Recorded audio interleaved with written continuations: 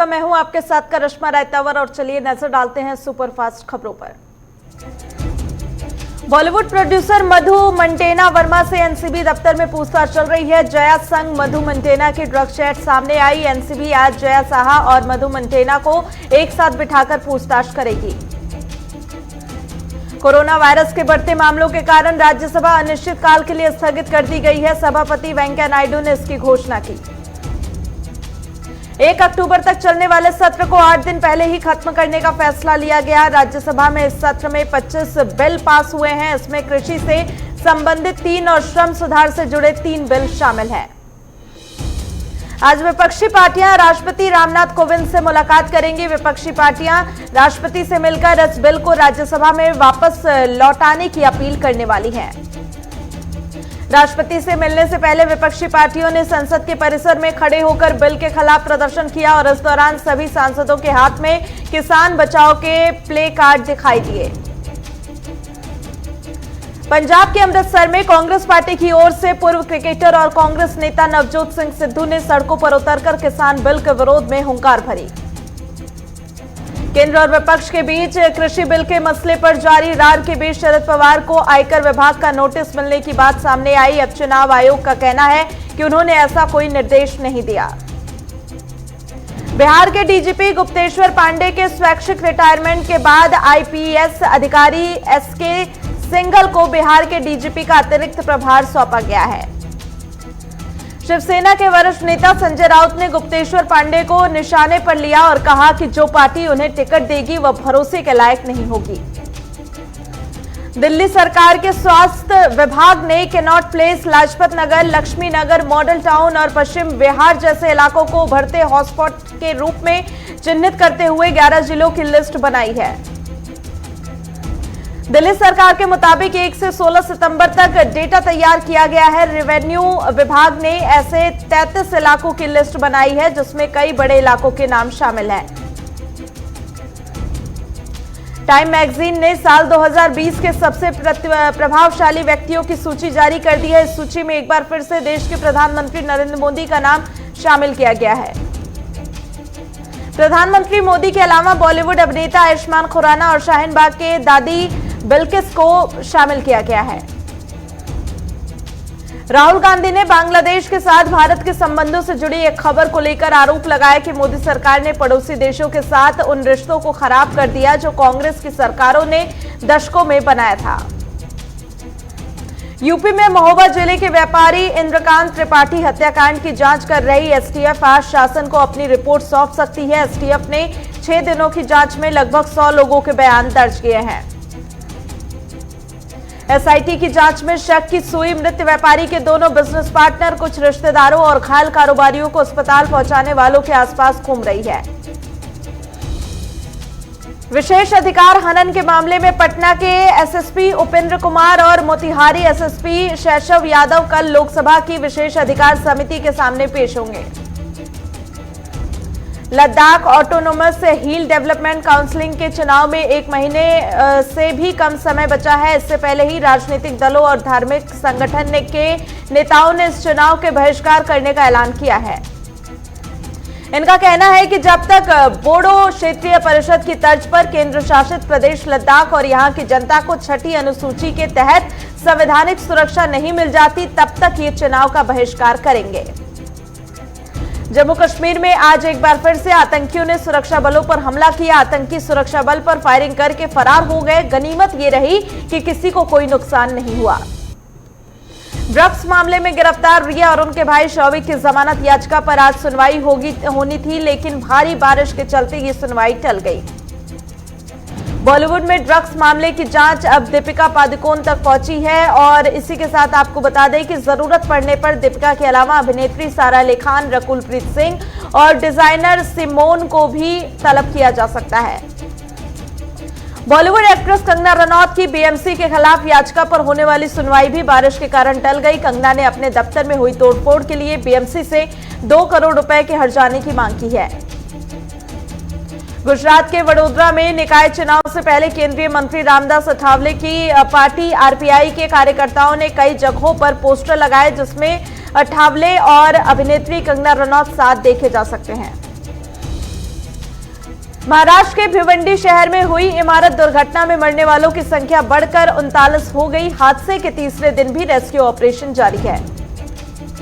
UP police ने बाहुबली विधायक मुख्तार अंसारी के गैंग समेत कई अन्य अपराधियों के खिलाफ बड़ी कार्रवाई करते हुए 3 दर्जन से ज्यादा जगहों पर छापेमारी की और कई शातिर बदमाशों को गिरफ्तार किया।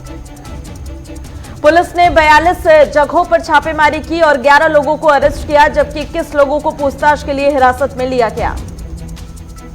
आइसोलेशन में नियमों का पालन न करने वाले मरीजों के लिए स्वास्थ्य विभाग ने सभी जिला आयुक्तों को आदेश जारी किया कि ऐसे मरीजों की पहचान कर उन्हें कोविड अस्पताल या फिर कोविड सेंटर में भर्ती किया जाए। बिहार विधानसभा चुनाव की तैयारियां शुरू हो चुकी हैं। चुनाव आयोग के सूत्रों के मुताबिक कभी भी चुनाव कार्यक्रम का ऐलान हो सकता है। सूत्रों के मुताबिक 3 चरणों में चुनाव हो सकते हैं। पिछली बार ये 5 चरणों में हुए थे और दिवाली से पहले नई विधानसभा के गठन के आसार हैं। कोरोना संकट आने के बाद देश में ये पहला चुनाव है, लिहाजा निर्वाचन आयोग ने कोविड प्रोटोकॉल के मुताबिक गाइडलाइंस भी जारी कर दी और मतदान केंद्रों की तादाद भी 1.5 गुना से ज्यादा बढ़ा दी गई है।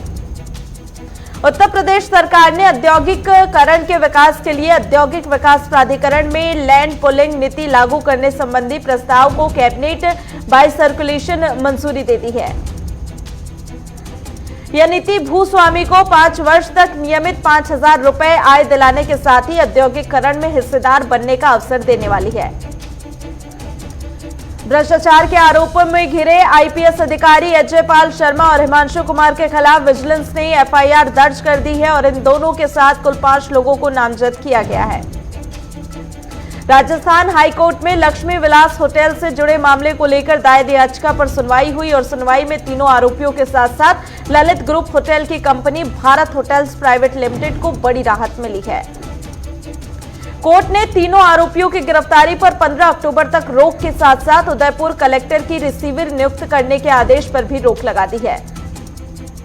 उत्तराखंड की महिला सशक्तिकरण एवं बाल विकास राज्य मंत्री रेखा आर्या ने भी अब इसे लेकर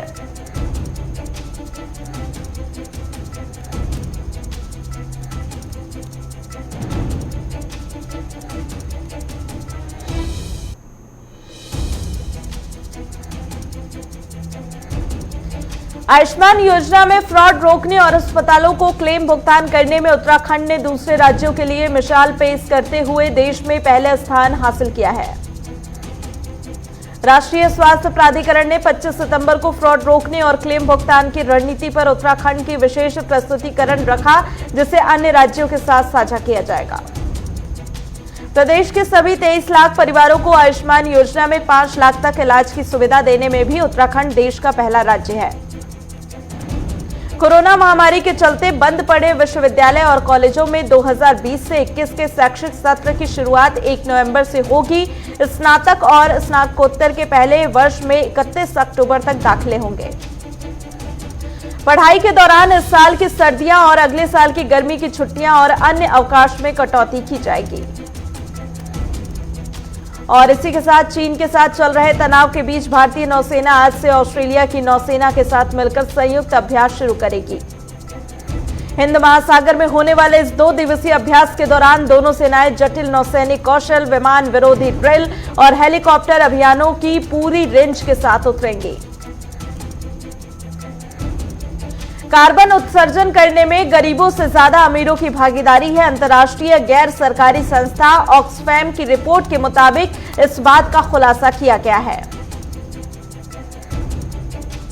मुंबई में मूसलाधार बारिश फिर आफत बन गई है। मुंबई में देर रात से बारिश का सिलसिला जारी है। हालात ये है कि कई इलाकों में भारी जलजमाव हो गया है। सड़कों पर पानी भरने से लोगों की मुश्किलें बढ़ गई हैं। इसी बीच मौसम विभाग ने मुंबई और आसपास के इलाकों में अगले 24 घंटे तक मूसलाधार बारिश होने की संभावना जताई है। भारी बारिश के चलते मुंबई के सायन रेलवे स्टेशन पे पानी भर गया। ट्रैक पर पानी भरने की वजह से यात्रियों को काफी देर तक ट्रेन का इंतजार करना पड़ा। देश में कोरोना संक्रमित की संख्या 56 लाख को पार कर गई है। केंद्रीय स्वास्थ्य मंत्रालय के मुताबिक पिछले 24 घंटे में कोरोना के 83,347 नए मामले दर्ज किए गए। भारत में पिछले 24 घंटे में कोरोना वायरस के कारण 1085 लोगों ने जान गंवाई, जिसके बाद कुल मरने वालों की संख्या 90,000 से ज्यादा हो गई है। उत्तराखंड में जल्द ही 190 हाईटेक अंग्रेजी मीडियम के स्कूल खुलने जा रहे हैं। प्रदेश के शिक्षा मंत्री अरविंद पांडे ने प्रेस कॉन्फ्रेंस कर इस बात की जानकारी दी।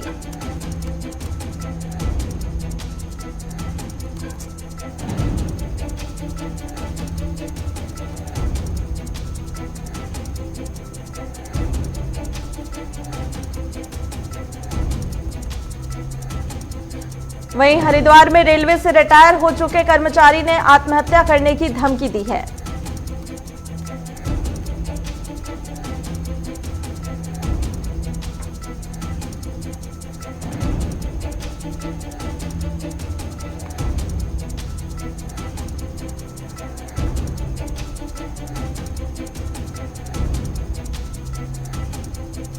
कोरोना काल में सब्जियों के दाम आसमान छू रहे हैं। लगातार बढ़ रहे सब्जियों के दाम से लोग नाखुश हैं।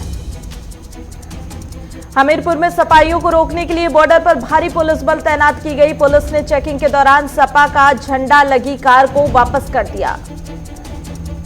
जांजगीर चंपा में जिम्मेदारी की अनदेखी से 1 करोड़ की सड़क भ्रष्टाचार की भेंट चढ़ गई। आरोप है कि ठेकेदार ने मनमानी करते हुए सड़क निर्माण का काम अधूरा छोड़ दिया। पटना में कांग्रेस के अभियान रोजगार 2 के तहत सैकड़ों युवाओं ने मोटरसाइकिल रैली निकालकर कांग्रेस के समर्थन में नारे लगाए। सिवान में मेडिकल कॉलेज और अस्पताल का मुख्यमंत्री नीतीश कुमार ने वीडियो कॉन्फ्रेंसिंग के माध्यम से शिलान्यास किया। केसली में संत रामपाल से जुड़ने पर युवकों के परिजन सहित अन्य लोगों ने युवकों पर धर्म परिवर्तन करने का आरोप लगाया, जिसको लेकर युवकों ने पुलिस में शिकायत की है। मोतिहारी में राष्ट्रीय लोक समता पार्टी के प्रत्याशी मधुरेंद्र प्रताप ने कहा कि गरीब ही मेरा परिवार है। अयोध्या में जिलाधिकारी ने कोविड-19 से बचाव संबंधी दिशा निर्देशों के अनुपालन की स्थिति का जायजा लिया और मास्क नहीं पहनने वाले दुकानदारों की दुकान को सील कर दिया। सिंगरौली में शिक्षिका ने बच्चों को पढ़ाने के लिए शानदार पहल शुरू की। शिक्षिका स्कूटी में पुस्तकालय बनाकर बच्चों को पढ़ा रही है। आरजेडी नेता तेजस्वी यादव ने कृषि बिल को लेकर केंद्र सरकार पर हमला बोला। तेजस्वी यादव ने बिल को किसान विरोधी बताते हुए कहा कि ये विधेयक कालाबाजारी के लिए लाया गया है। बिछुआ में लोगों ने अपनी मांगों को लेकर न्यायालय, तहसीलदार और सीईओ को ज्ञापन सौंपा। आरोप है कि महात्मा गांधी रोजगार गारंटी योजना भ्रष्टाचार की भेंट चढ़ गई है।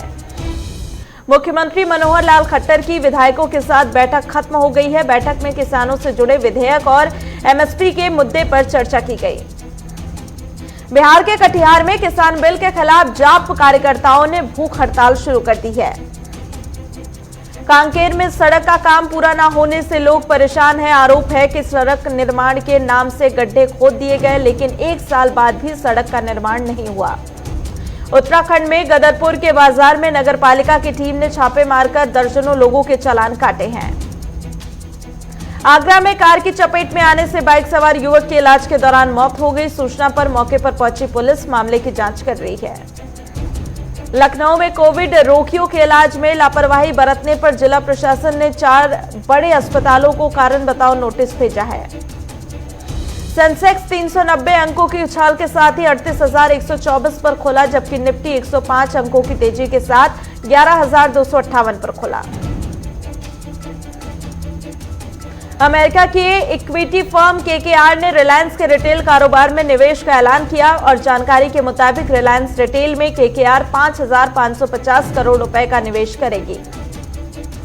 एसबीआई के चेयरमैन रजनीश कुमार ने अलग अलग सेक्टर्स में निवेश नहीं बढ़ने पर चिंता जताई और कहा कि बैंक ब्याज दरों में कटौती के बावजूद निवेश नहीं बढ़ रहा है। एसबीआई के चेयरमैन ने कहा कि इंफ्रास्ट्रक्चर सेक्टर में निवेश से ही देश की अर्थव्यवस्था को पटरी पर लाया जा सकता है।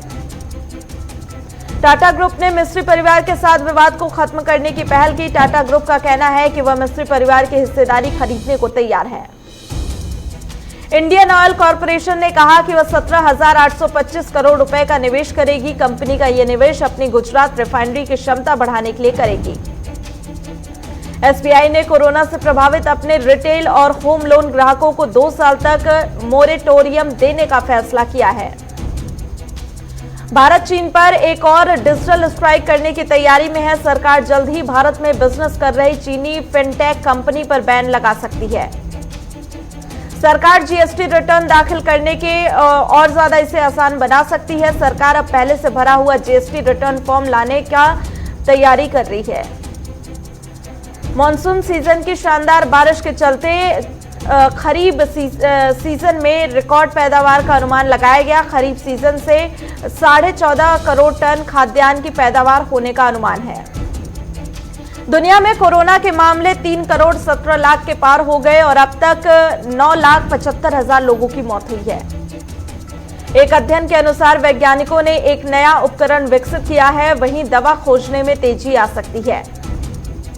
नेपाल के हुमला जिले में चीन ने 11 इमारतें बनाई और स्थानीय लोगों की शिकायत के बाद होम मिनिस्ट्री ने जांच के लिए अफसर भेजे हैं। पाकिस्तान की कश्मीर को लेकर पोल खुली है, वहीं कश्मीर में मौजूदा स्थिति बदलने के लिए आतंकियों का सहारा लेता है। पाक सेना प्रमुख के विपक्षी नेताओं संग गोपनीय बैठक हुई और सेना को सियासी मुद्दों में नहीं घसीटने की हिदायत दी गई। संयुक्त राष्ट्र महासभा जिनपिंग ने कहा कि चीन युद्ध नहीं चाहता, वहीं बातचीत से सुलझाएंगे सभी मुद्दे। इस्लामाबाद में मंदिर बनाने की आवाज बुलंद हुई और हिंदुओं ने यूएई का हवाला दिया है। संयुक्त राष्ट्र महासभा में ट्रंप ने चीन पर वार किया, वहीं कोरोना संक्रमण के लिए जिम्मेदार भी ठहराया। ट्रंप ने टिकटॉक को धमकी दी है और कहा कि डील शर्तों के मुताबिक नहीं हुई तो टिकटॉक पर लगेगा प्रतिबंध। यूके के भारतवंशी एक सिख टैक्सी चालक के साथ कुछ यात्रियों ने दुर्व्यवहार किया, वहीं अपशब्द कहे और मारपीट भी की। अनुराग कश्यप पर यौन शोषण का आरोप लगाने वाली एक्ट्रेस पायल घोष ने अनुराग के खिलाफ पुलिस स्टेशन में लिखित शिकायत दर्ज कराई है। तापसी पन्नू ने अनुराग कश्यप का समर्थन किया और उन्होंने अनुराग कश्यप को सबसे बड़ा नारीवादी बताते हुए कहा कि अगर अनुराग दोषी पाए गए तो उनसे सारे संबंध तोड़ दूंगी। अनुराग कश्यप यौन शोषण मामले में अपना नाम घसीटे जाने पर एक्ट्रेस ऋचा चड्ढा ने पायल घोष को लीगल नोटिस भेज दिया। पायल घोष ने नोटिस को स्वीकार भी कर लिया है। बॉलीवुड के ड्रग कनेक्शन पर एक्ट्रेस रवीना टंडन ने अपनी प्रतिक्रिया दी है। उन्होंने अपना गुस्सा जाहिर करते हुए कहा कि अब सफाई का समय आ गया है। एक्ट्रेस टाइगर श्रॉफ का डेब्यू सॉन्ग अनबिलीवेबल रिलीज हो गया। टाइगर ने सोशल मीडिया पर गाना रिलीज करते हुए कहा कि मैं इस सफर की शुरुआत करने के लिए काफी उत्साहित हूं। आईपीएल के चौथे मुकाबले में राजस्थान रॉयल्स ने चेन्नई सुपर किंग्स को 16 रनों से हराकर जीत के साथ आगाज किया। राजस्थान रॉयल्स की तरफ से शानदार पारी खेलने वाले Sanju Samson man of the match चुने गए। संजू सैमसन ने 32 गेंदों में 74 रन बनाए। कप्तान महेंद्र सिंह धोनी ने मैच के बाद कहा कि हमें बहुत अच्छी शुरुआत की जरूरत थी जो नहीं मिली। हमारे स्पिनरों ने बहुत